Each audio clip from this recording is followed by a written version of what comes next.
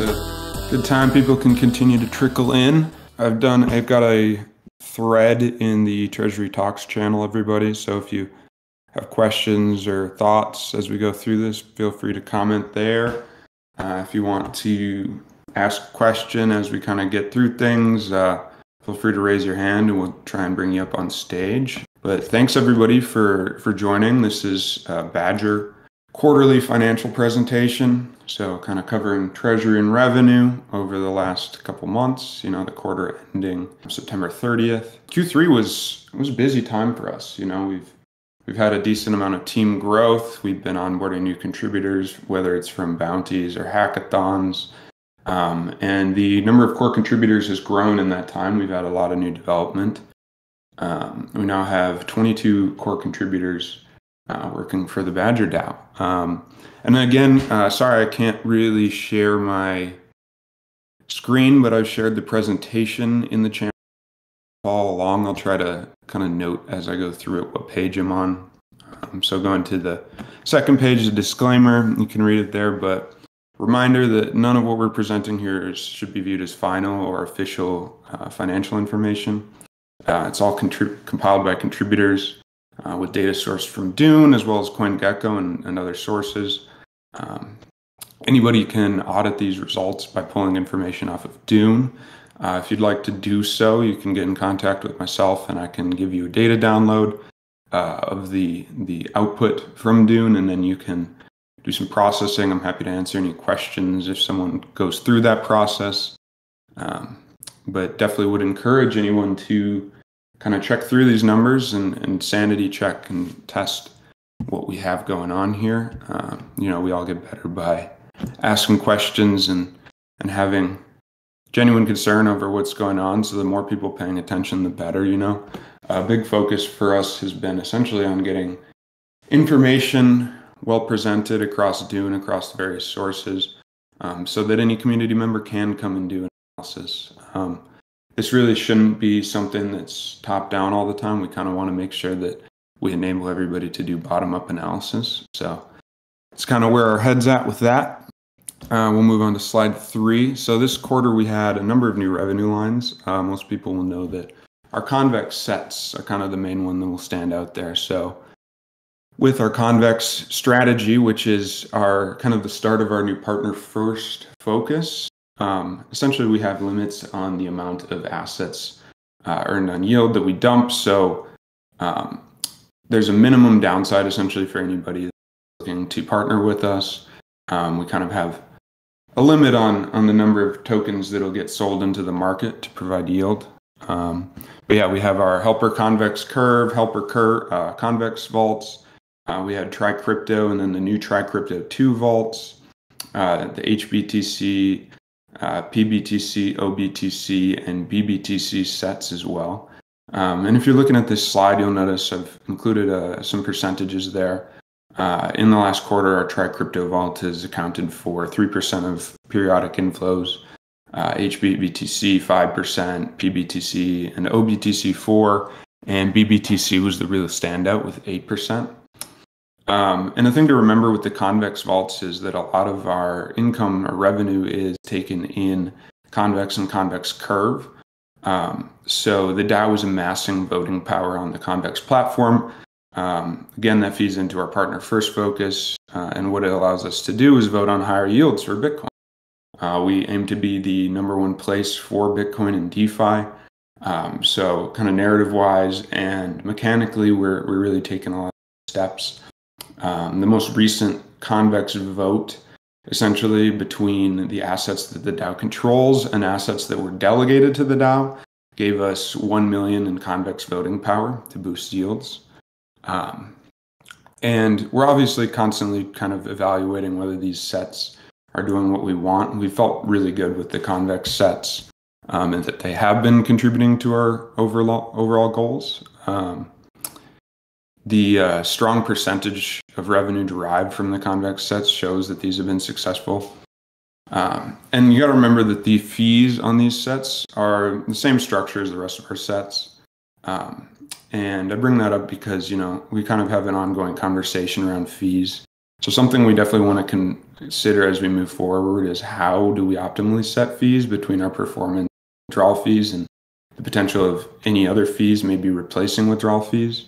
But all of those, I think, anytime we're going through that consideration, those discussions, we got to consider what is it the outcome that we're trying to drive towards. And when we're on the convex sets and we're talking about that, the outcome we're trying to drive towards is higher convex voting power. A couple of ways we can do that, besides the revenues off sets, we can do so by acquiring convex on the open market. We actually recently undertook a transaction based on community approval and purchased some convex for the DAO. So we've got that flywheel going. But definitely, as you look at any of the fees and as you look at the breakdowns in the document as presented, if you have thoughts on fees, on the structure, on how we can kind of innovate and move forward there and really try to further alignment between the DAO and the users, any and all suggestions are welcome. Like, we want to foster a conversation. We really would like to push forward the fees conversation and have some kind of more direction, not direction there, but more, I guess, focused direction. So that's all stuff that we're considering. As you move on to the fourth slide, we'll do that. We got Q3 21 by the numbers. So total revenue at booking during Q3 was down slightly from Q2, which I'll mention in a sec, kind of my thinking on that. But we had $2.7 million in revenue at booking during Q3. At the end of Q3, we had 586 million total value locked, 54 million of which was in Arbitrum, which had launched pretty close to the end of the quarter there. So that's really cool to see that inflow there.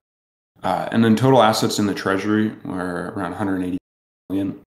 And the thing to think about as you look at kind of TVL and then total revenue and, kind of the slight decline quarter over quarter is that revenue is derived off churn. So actually we get revenue when users leave our sets and our products, which is, again, kind of comes back to that conversation around how do we user and DAO interests, right? That's not necessarily perfectly aligned, right? If we're generating revenue, people are leaving, then revenue is not exactly the best metric to track.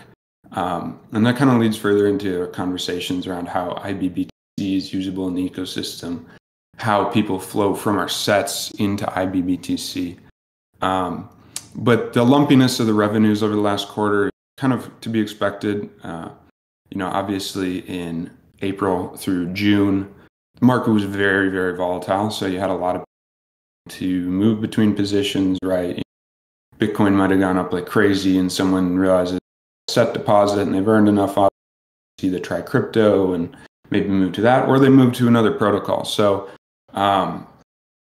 it is very important that we kind of look at the lumpiness of revenues in conjunction with the TVL and also recognize that the TVL is really going to be the base indicator of things.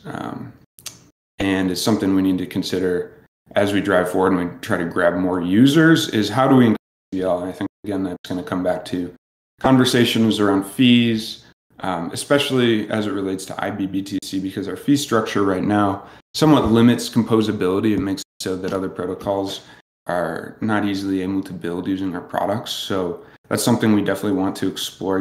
There's a lot of conversation right now around DeFi 2.0 or 3.0 or whatever you want to call it.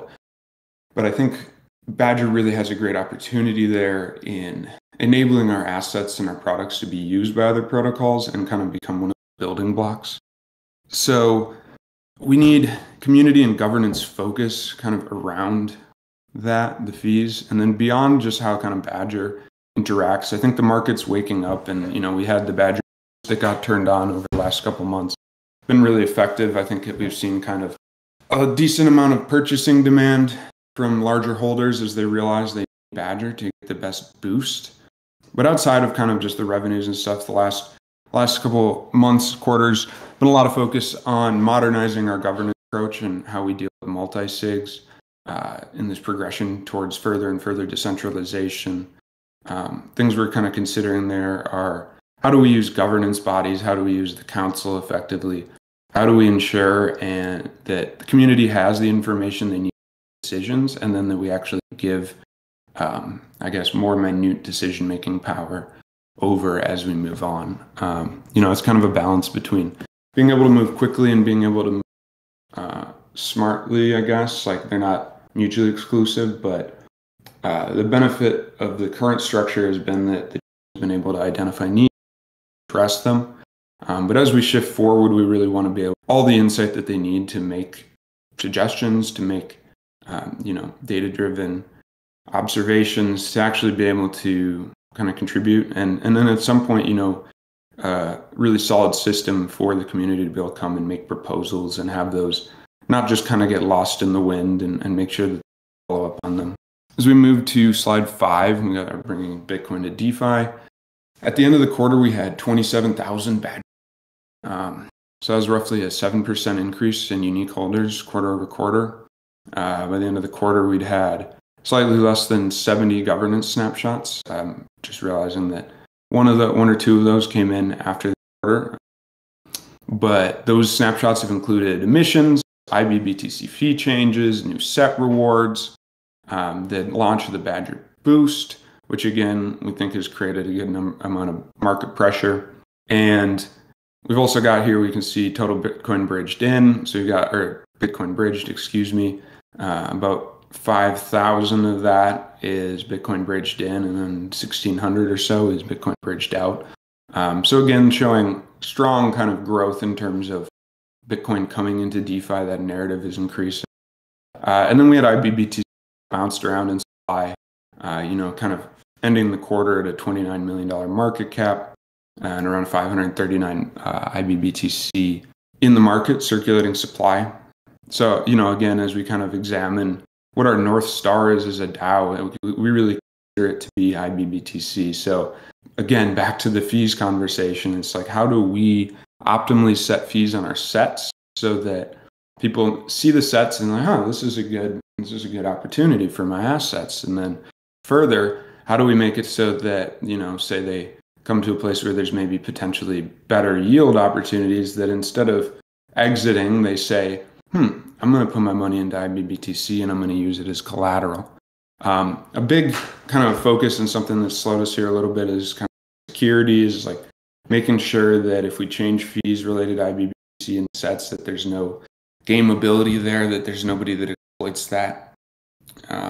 But the narrative is improving there. We've gotten a lot more in-team support. We have technical capabilities. We're just adding people to fill holes within the team's skill set. And we really do think there's going to be a lot in the coming months to be able to drive IBBTC as a more liquid asset, not only in the Ethereum ecosystem, across chains.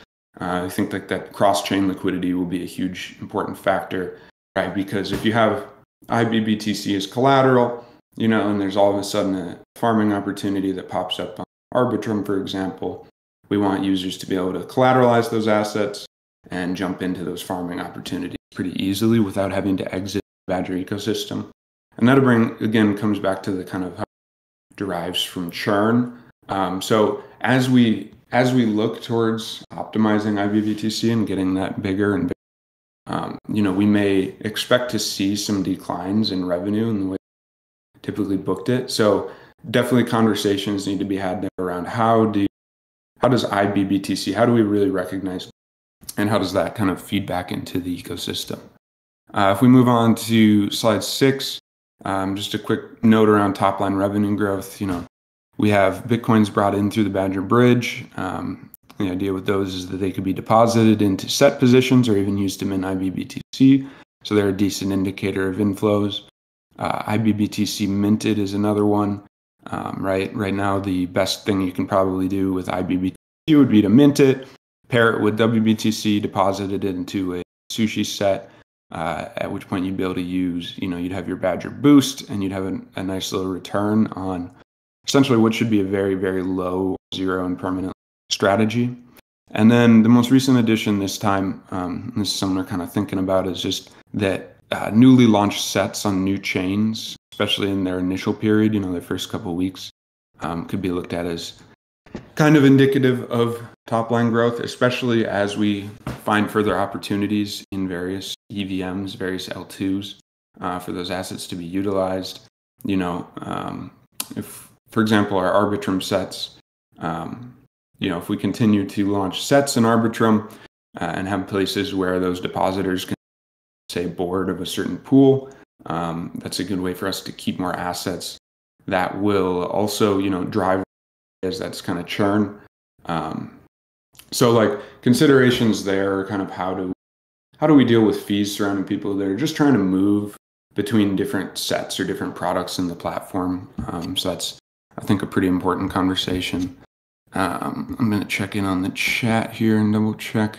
Oh, thank you, Will, for posting the slides. That's awesome. Fantastic. Thank you. No problem. So let's see if we go into slide 7. Quick breakdown. This kind of just goes back again into total revenue. It breaks out our products, right? We have our bridge, which is a product that's Bitcoin on-ramp and technically off-ramp. Sets are considered a product. Those are just yield earning products for users, deposits.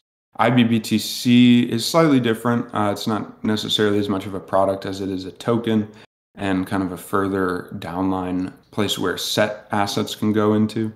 And then you have DIG, which is again a token. And we haven't done as much in terms of figuring out how to recognize revenue there. So conversation around that. Definitely encourage questions, thoughts, concerns, comments, anything there. On the right, you can see, Badger at the end of the month, $16 token price, end of quarter, excuse me. The market cap was around 158 million, and some of the supply was circulating. And if we look at kind of just in general the levels of revenue from each product line, Bridge during the period accounted for 5.4% of periodic, IB for 4.6%, and then the sets were 90%. And then within the set revenue, actually 11% of total fees was attributable to performance. So we've had like a slight rise in revenue that's derived from performance, which is a really good sign. It just means that, that the sets are performing well, they're providing users a return, and that, as users do exit those and churn, that we just like normal. If we move on to slide 8, we've got Treasury holdings. So you see like a little pie chart here. Thank you for posting, Will. At the end of quarter 3, we had $183 million total in Treasury. It's grown significantly since the end of the quarter, just the market volatility and kind of rise in prices over the last couple of weeks. Badger token since the end of last quarter, end of quarter 2, has grown about 3x in value. It was sitting just under $10. So pretty decent appreciation there. I think Boost contributed to that. You had a decent number of inflows from larger purchasers, larger holders that were probably looking to essentially be able to boost their Bitcoin. And then we had about $7.5 million in USD farming. So that was majorly split between Compound and Aave. We've actually recently been adjusting those allocations. We've adjusted some of them, and they'll be deposited into Convex to maximize returns there. Again, that feeds into our flywheel of being able to vote for the highest yields.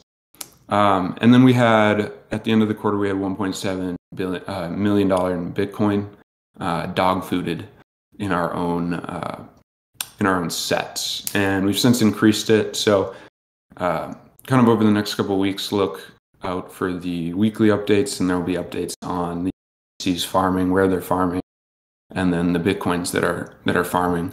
And again, just if you're jumping in and you're not familiar with the Bitcoin productivity of the dog fooding BIP we put up, all of those deposits are blacklisted from Badger rewards. So they're just earning the underlying of the set. So Convex and Convex Curve, and then Bitcoin as well. Going on to slide 9, we've got a nice quick breakdown, 2021 revenue, the last 4 quarters there. Remember that the period ending December 31st was literally just the month of December.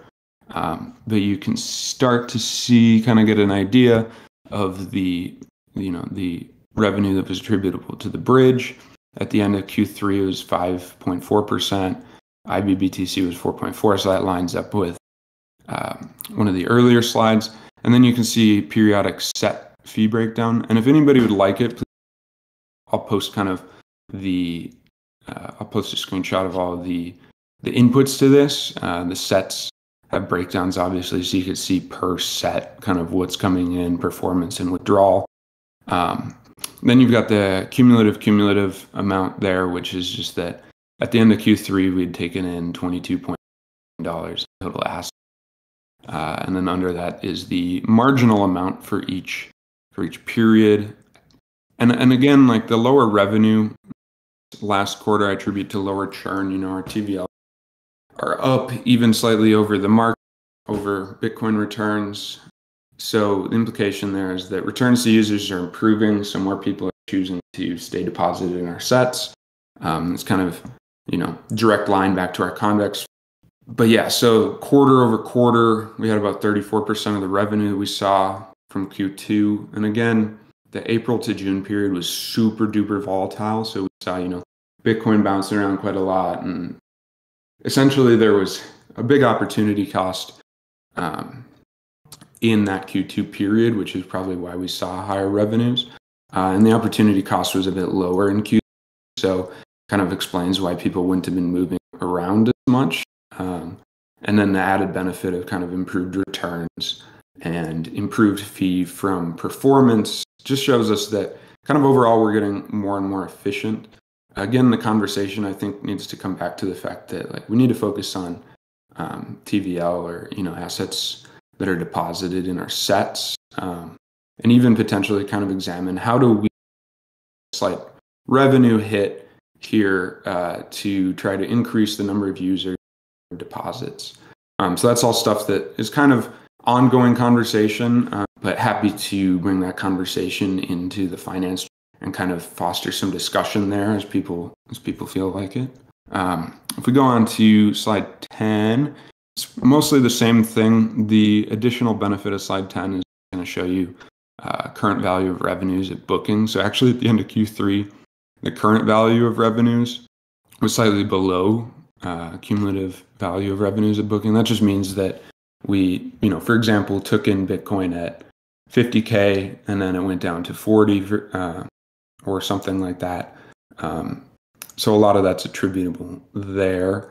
And then I have a kind of backwards looking cumulative tracker, monthly cumulative tracker. So you can see at the end of each quarter what was made on that last day, what was made in the last week of the quarter, and then was month. And then there's just a quick little breakdown of performance versus withdrawal. And again, bridge fees growing, awesome, is indicative of top line revenue growth. IBTC fees growing as a percentage of total revenue, same. And IBBTC actually grew as a percentage of total revenue, and it grew in terms of the actual dollar amount that was intaken during that period, which is pretty sweet. And then the slide 11, which will be this one we'll kind of discuss really quick, is a quick breakdown of expenses. So in Q3, we had 2.3 million total expenses. Saw a 10% increase quarter over quarter. That aligned up with the fact that we brought in 5 new core contributors, mostly development side. So pretty reasonable kind of growth there. Again, it's we're an early stage organization, focus on growth and focus kind of making sure that we have users that are coming in and saying really good product, and deposit my sets into go use it for further farming activities, right? But the expense growth is really pretty directly attributable to tech side additions we made to the team. You can see that the spend breakdown in USDC versus dollars saw about 46% of those assets, people-wise being USDC, and the remaining portion being Badger. And then a quick breakdown, if you look at kind of contributor grants made up around 23% total expenditures. So our grants have kind of decreased month over month over the last couple, and a decent amount of that is attributable to the fact that many of the initial grantees are a hackathon, and a lot of those people we've ended up kind of retaining or in a fuller capacity. So good stuff there. And yeah, I guess kind of wrapping thoughts in terms of my presentation. we've had a heavy focus on processing kind of and what's really going to be happening quarter and kind of the focus is going to be on increasing the information and like kind of bringing the level of information down to something really understandable for token holders, and then actually building the rails for more decentralized governance, right? So, for example, one of the places that we'll have kind of decision making over governance will be related to our 2022 budget. The plan is to essentially propose a budget and have the community vote on it, and then actually give the council discretion and kind of give them some rights to claw back if they don't believe funds are being used correctly and that type of thing. And then that will lead into further how we actually do snapshot type stuff leading to direct on-chain governance. So these are all things that we're considering kind of as we move forward here. I think we're really well positioned. We have contributors that have a lot of good ideas around this. We have both the technical and and the conversation. There's been some discussion related to governance 2.0, but it's stagnated a little bit. So definitely look an eye out. There will be more information come in there and kind of, I think, more opportunities to give your feedback as some of the core contributors kind of present initial findings and kind of initial recommendation path forward needs to look like. But yeah, thanks to, I just want to give a shout out to everybody that Gasuda on right now, but they're both instrumental in sourcing this data off Dune. They really took the initial queries that I started building a number of months back and have expanded them and have just been fantastic contributors.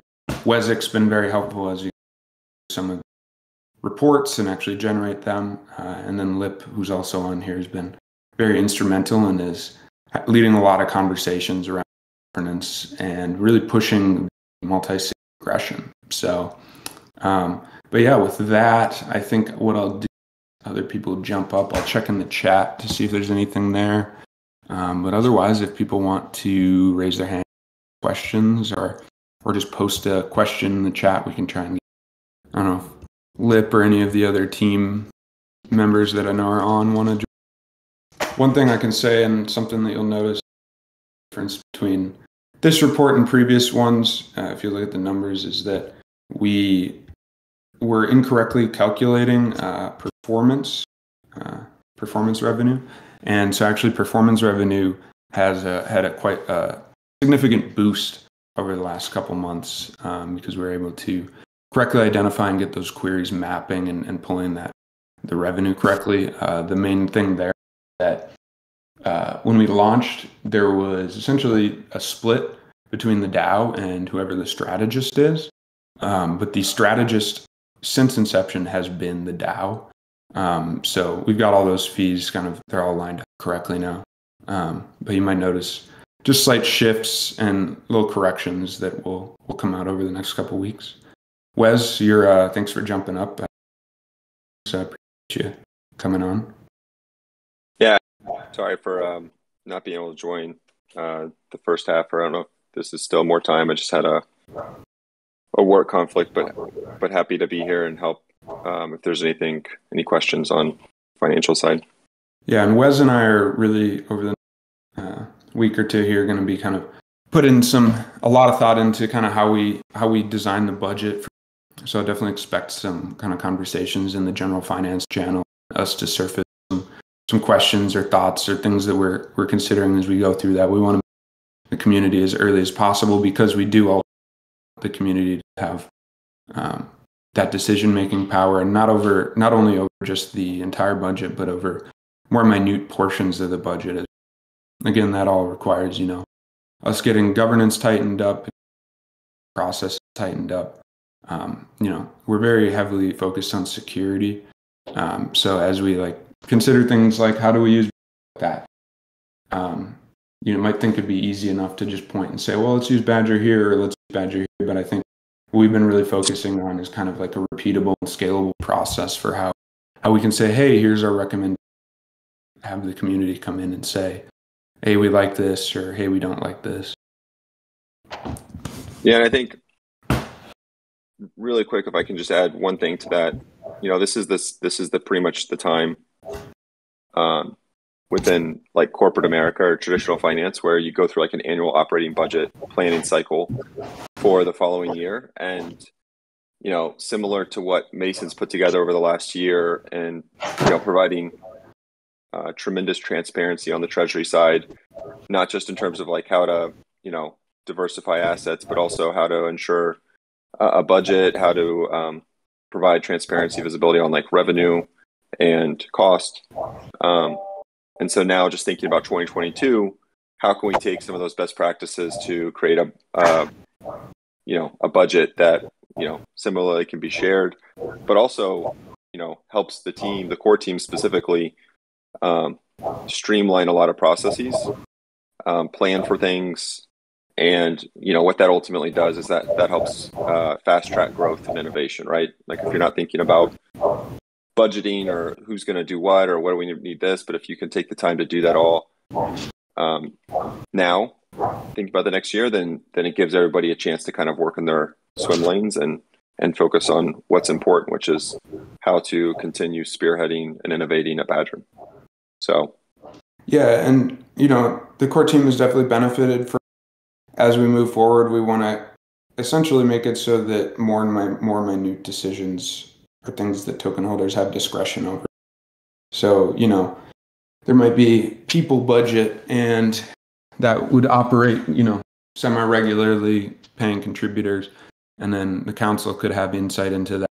And the community could essentially trigger to the council to say, hey, let's pause this. Maybe we don't like what's going on, or hey, we want more information, or we can.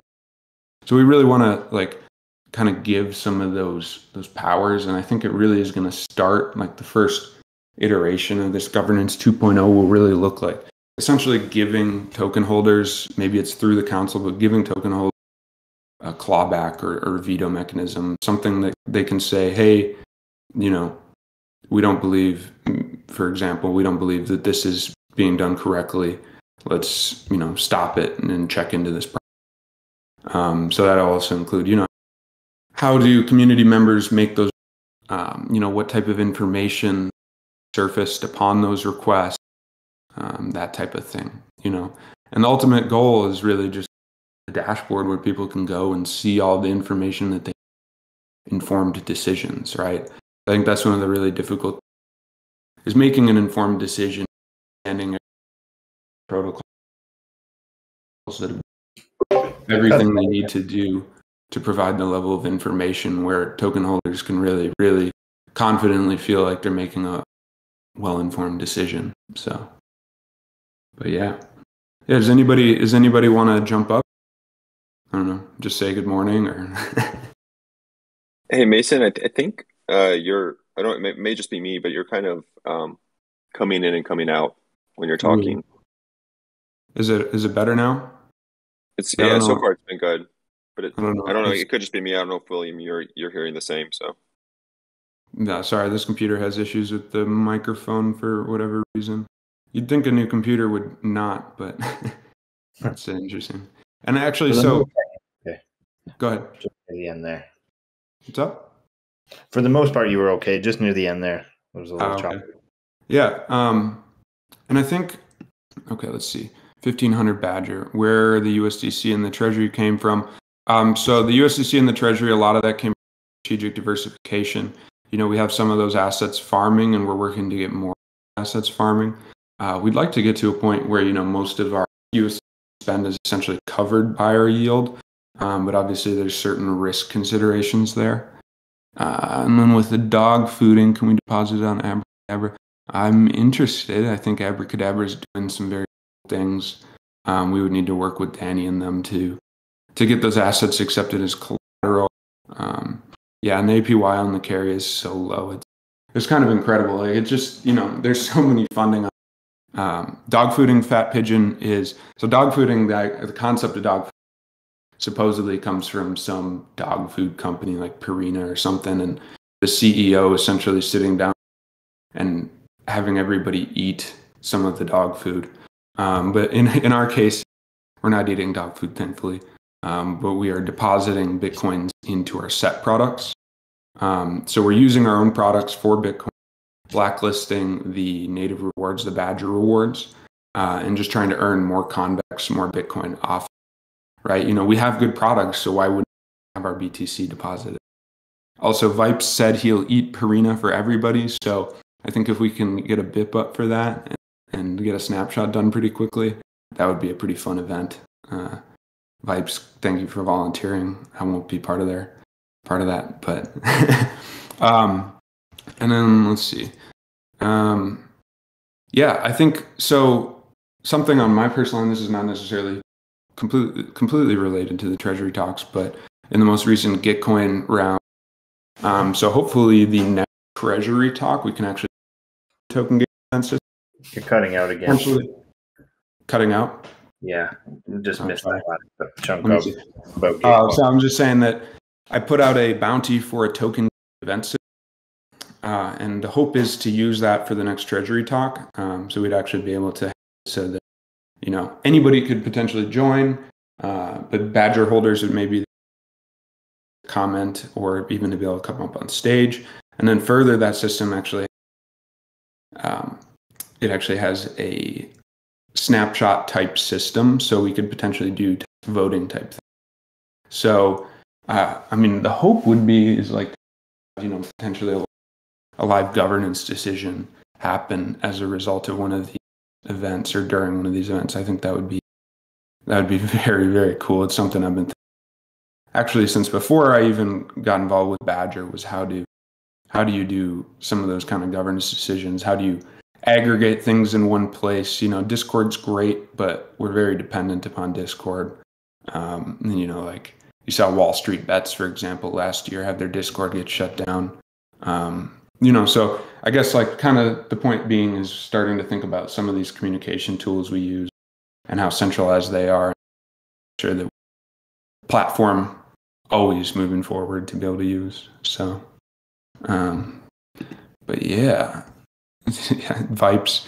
Yeah, the daily cumulative, you can thank for the labeling.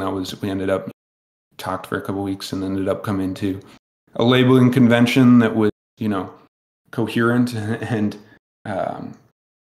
actually made sense throughout the whole thing. And cumulative is, it's just the easiest way to say it. But let's see, let me make sure there's no other comments. 1500, I see you type in. Does anybody want to Vipes, you want to do the dog food eating right now? We should really have a system. I'm saying stop tipping me. We need to create a system let's make it so we can tip some charity. We should get that Badger, like a Badger charity or something, and just have tips be able to go to that. I'm very appreciative, but it would be nice to have that implemented.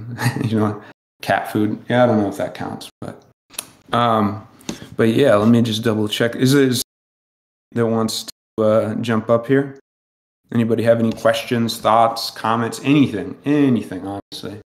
If you want to say something, it's a good time to keep an eye on general finance chat and stuff. But this is a place where we can have discussions. So, Lip, I see you're up here. Yeah, hey everyone, how you doing? So Lip is kind of probably consider him kind of ops lead. Are we aggressively going after a bigger seat position? Vipes? Yes, we are.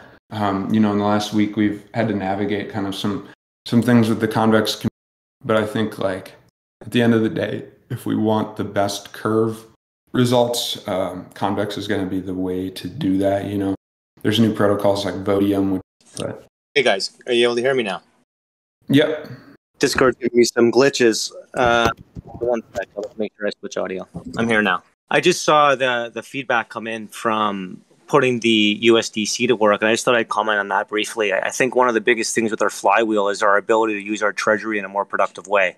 So to answer your question, 1500, that was initiated by the community several months ago with a treasury diversification play with strategic partnerships, and then over time, there were some other BIPs that were launched around how we put that to work. When we see the progression with the flywheel and the overall value creation that's happening with the push towards IBBTC really being the dominant Bitcoin synthetic in the market, we think it's just a really important play to modernize the fee structure, to also recognize that everything that's going on is a transaction, right? That's why there's so much work happening on the multi-sig progression, moving towards more and more decentralization, but also being really tight with our security, because that's important, right? The security is the code and the smart contracts, and we're doing really well there. So we see a lot of that flywheel as far as our treasury being put to work, the evolution of IBBTC, the evolution of us being ready to scale, starting to come together well, especially as we look into Q4, right, and all the action in the market now, the innovation that's happening with a lot of the voting that's taking place, and Badger being really well positioned with our partnership first approach with Convex. So I just wanted to round out a couple observations from my side based on your question there, 1500, and everyone can see that stuff too, transparently through our BIPs. And I think we're at a point now where a lot of the narrative and a lot of the plays that the community enabled in the past several months are positioning us well moving into 2022.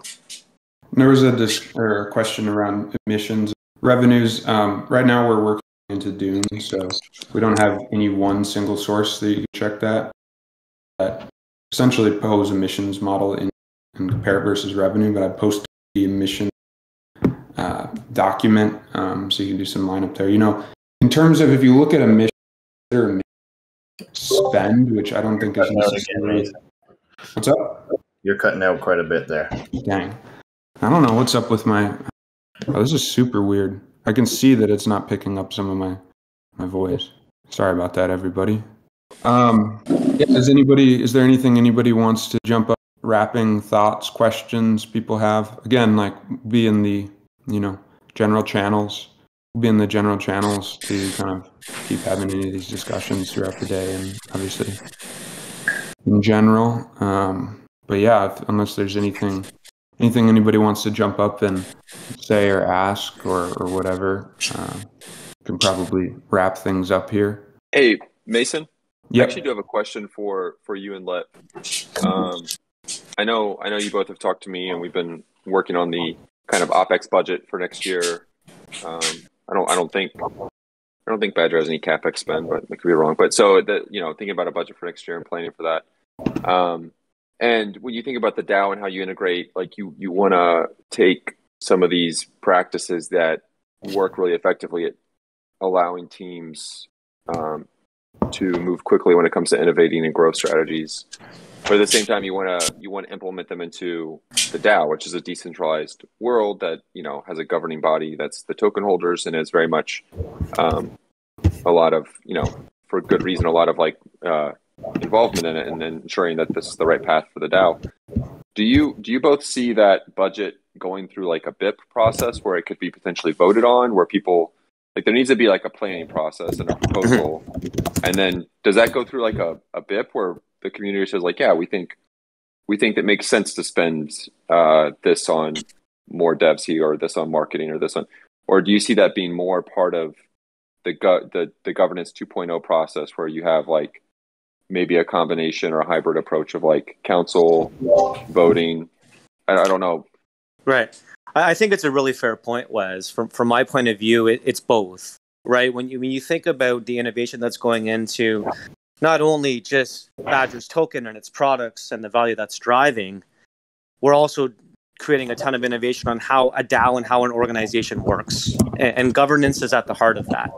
So absolutely, we envision, just like we've been doing with every other major decision, a request for feedback, going through community sentiment and ideas and debate in order to inform some of these things. But what we've also learned over the past several months is that the vast majority of users don't want to enable day-to-day decisions, right? It's just too much noise. They want to make sure that things are being debated within requests for feedback within different pockets of the DAO, and then brought to the forum for more formal discussion, and then to a BIP to signal a vote towards implementing a change. And what we have to be reminded of is all changes, to solve a problem or to invest into growth ultimately comes down to a multi-sig transaction. So when we think about the progression towards more and more decentralization, it has to really come from progressing the multi-sig, making sure it's very secure and safe, but also the balance between the depth of the community and the speed required to do these things. And I think that's going to be a healthy debate and a healthy tug of war for months and years to come, to make sure that our tech is ready, our governance can handle it, and then ultimately that drives to just logical buckets of funds and logical buckets of decision-making bodies that can help stay agile and nimble in the way that we have to progress. So that's my long-winded answer to your question, was that I see it touching everything, all in an integrated way, and that's also why we're talking a lot with everyone in the community around the fee models and progressing that to also really make sure the flywheel is user-centric, partner-first, and then also, helps a bootstrap DAO continue to perform and survive moving forward.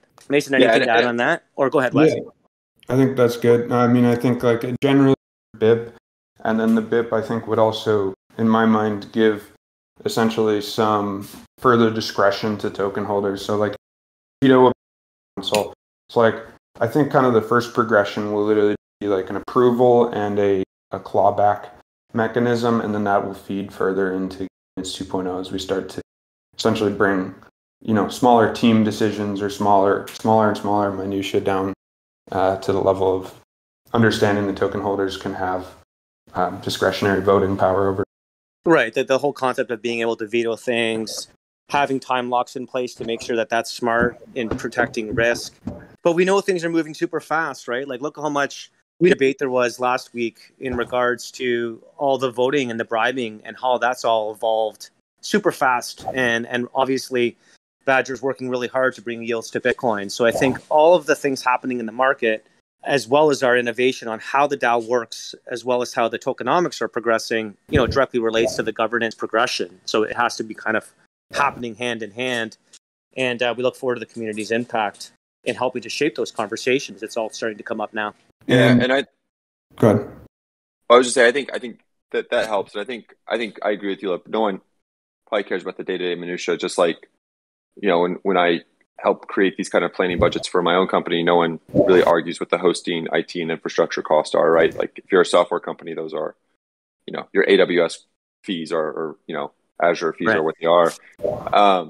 I think the thing that probably is more like what I've found in my past as being where more discussion is surrounding is like the allocation of like headcount or payroll, or even like allocation of like contractor professional services that are required that you look outside of your core team for, like the allocation of those costs across like your would commonly be referred to as like the FSL line item. So like R&D, G&A, COGS or cost of delivering the goods, and sales and marketing.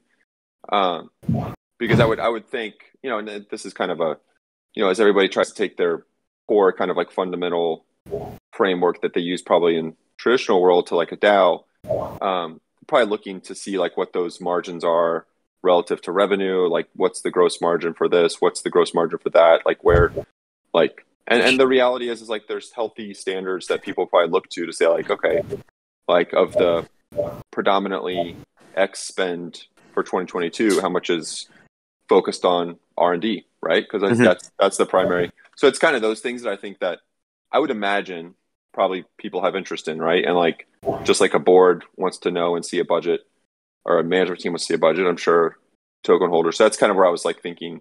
But I agree with you. Like probably nobody cares to see the underside of like the business, like just to operate and run and like manage and pay hosting fees and stuff, right? Or the other minutia that comes into it. And I think you're alluding to what all of us see in a DAO is that it's the people that are enabling the technology that then automatically generates fees in a distributed, anonymous way at scale, right? It's a unique model compared to traditional tech startups that way. But with that type of unique model, not only in it being a self-serve, user-centric platform that generates revenue, it's also an innovative way on how decisions are being made and pushed to more and more decentralization. So, it makes the regulators' heads spin a bit, but we're also confident that we're doing things well because we are transparent, we are user-centric, we are partner-first, we are transparent in using all of our BIPs with the community and now even earlier engagement to help inform some of this innovation and progression. Like, we all have to remind ourselves that Badger's not even a year old. And to look at what Badger's been accomplishing thus far, I think is quite phenomenal. And then you also look at the state of the market and where it's going and how well Badger's positioned with IBBTC. It's going to be an exciting ride ahead, but there's still a lot of execution and a lot of stuff that has to be figured out on how you run the DAO, and then also how you tactically enable some of the decisions that make up the DAO, and then all the community members involved. So I'm with you. I think on the growth and innovation side, one of the things that's really interesting in looking at Badger is that from a bootstrapped organization, the amount of growth that's already happening organically is really exciting.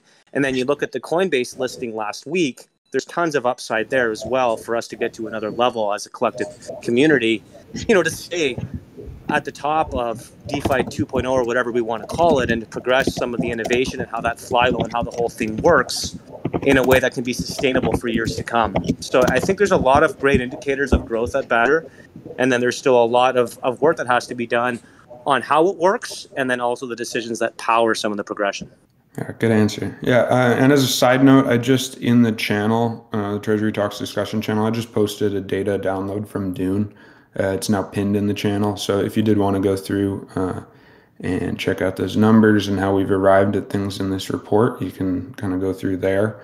Feel free to message me if you have any questions or need any help with anything. But yeah, other than that, we're at an hour. Will, do you have any wrapping thoughts you want to? No, that was a great chat. We'll make this report available on the website shortly, just this afternoon. This has all been recorded, so we'll throw it up on YouTube later today as well. Will, could we put the CSV that I just put in the chat? Could we attach it to that as well? Yeah, sure, we can add that. No problem. I think that'd be cool because then we have an ever-present resource where people can go. We can keep updating it, and then it's there. Obviously, as new days come in, that data won't be there, but I can update there. And then if you did want to just use that report and then update it yourself, you could easily pull information out from the Dune page. So, but yeah, thank you everybody for joining. I'm not sure if there's a Pope today, unfortunately. No. There isn't. POAP is going through a few changes, so we're going to work with their team to figure out the best distribution method moving forward. So we might not have POAPs for a little bit, but yeah, stay tuned for updates on that.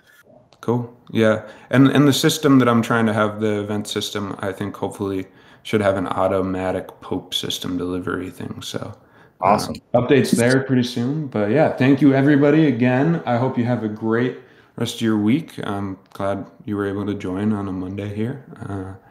And feel free to message or, don't be a stranger. If you have questions, concerns, thoughts, you can DM me, you can tag me, tag any of us really. But I want to be there to make sure I answer any questions or things that are on people's minds if they didn't get mentioned or discussed here. So thanks everybody.